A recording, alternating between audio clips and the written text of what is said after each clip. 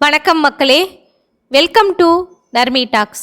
நம்ம இன்னைக்கு என்ன பார்க்க போகிறோன்னா, ஊக்கம் தர்ற மாதிரியும் முயற்சி பற்றியும் உழைப்பு பற்றியும் நம்ம எவ்வளவோ பேசினாலும் ஒரு சிலர் மனதில் அதன் தாக்கத்தை ஏற்படுத்துவதே இல்லை.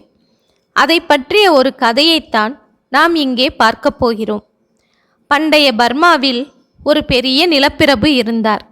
அவர் புத்த துறவிகளுக்காக ஒரு மடத்தை கட்டுவதற்கு முயற்சி செய்தார்.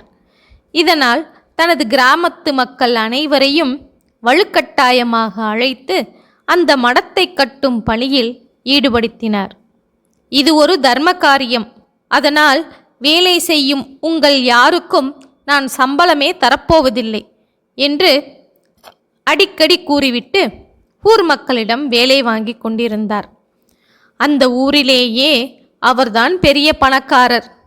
அது மட்டுமல்ல, துறவிகளுக்காகவும் மடம் கட்டியதால் மக்களும் சரி, இது தர்ம காரியம்தானே, போனால் போகிறது என்று சிறிதும் முகம் சுளிக்காமல் கட்டுமான பணிகளில் ஈடுபட்டு வந்தார்கள்.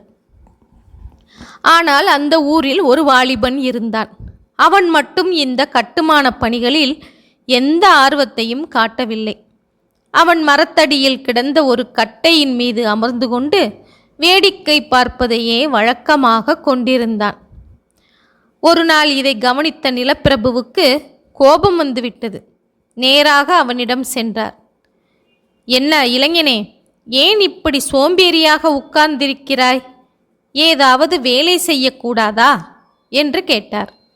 அந்த இளைஞனோ, எனக்கும் வேலை செய்ய விருப்பம்தான் ஐயா, ஆனால் என் வயிறு காலியாக கிடக்கின்றதே, அப்படி இருக்கும்போது என்னால் எப்படி வேலை செய்ய முடியும் என்று கேட்டான். சரி, பாவம், பசிக்கோளாறு காரணமாகத்தான் வேலையில் ஈடுபடாமல் இப்படி சும்மா இருக்கிறான் என்று நினைத்தார் நிலப்பிரபு. உடனடியாக தனது வேலையாட்கள் சிலரிடம், இவனுக்கு நமது வீட்டில் நன்றாக சாப்பாடு போட்டு இங்கே அனுப்பி வையுங்கள் என்று கட்டளையிட்டார். அந்த இளைஞனும் நிலப்பிரபுவின் வீட்டுக்கு சென்றான். அங்கே அவனுக்கு அறுசுவை உணவு படைக்கப்பட்டது. இலையில் வைத்த எல்லாவற்றையும் நன்றாக தின்று முடித்தான். மூச்சு முட்ட சாப்பிட்ட பின்னர் தான் அந்த இலையிலிருந்து எழுந்தான். அதன் பிறகு மடம் கட்டுமிடத்திற்கு கூட்டிக் கொண்டு வந்தார்கள். சிறிது நேரம் கழித்து எல்லோரும் வேலை செய்கிறார்களா என்பதை மேற்பார்வையிடுவதற்காக நிலப்பிரபு அங்கே வந்தார். அப்போது சாப்பிடுவதற்கு அவர் அனுப்பி வைத்த அந்த இளைஞன் வழக்கம் போல் அந்த மரத்தடியில் உட்கார்ந்திருப்பதை பார்த்து கோபமடைந்தார். என்ன வாலிபனே, வயிறு பசிக்கிறது என்று சொன்னாய், சாப்பாடும் போட்டாகிவிட்டது, இன்னும் வேலை செய்யாமல் என்ன செய்து கொண்டிருக்கிறாய் என்று கேட்டார். அவரது கேள்வியில் கடுகடுப்பு மிகுந்து காணப்பட்டது. ஆனால் அந்த வாலிபனோ அதையெல்லாம் சட்டை செய்யவில்லை. ஐயா, இந்த தர்ம காரியத்திற்கு நானும் ஏதாவது ஒரு வகையில் உதவ வேண்டும் என்றுதான் நினைக்கின்றேன். ஆனால் என்னுடைய வயிறு இப்போது முழுவதும் நிறைந்திருக்கின்றது.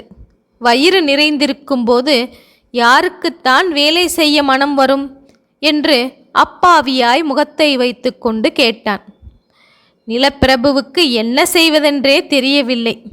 மனம் வெறுத்து போய் அந்த இடத்தை விட்டு அகன்று சென்று விட்டார். வேறென்ன செய்வது? இப்படி ஊக்கமில்லாமல், உழைப்பில் மனம் செல்லாமல், சோம்பேறியாய் முயற்சி இல்லாமல் இருப்பவர்களின் தன்மையை நாம் எப்படி மாற்ற முடியும்?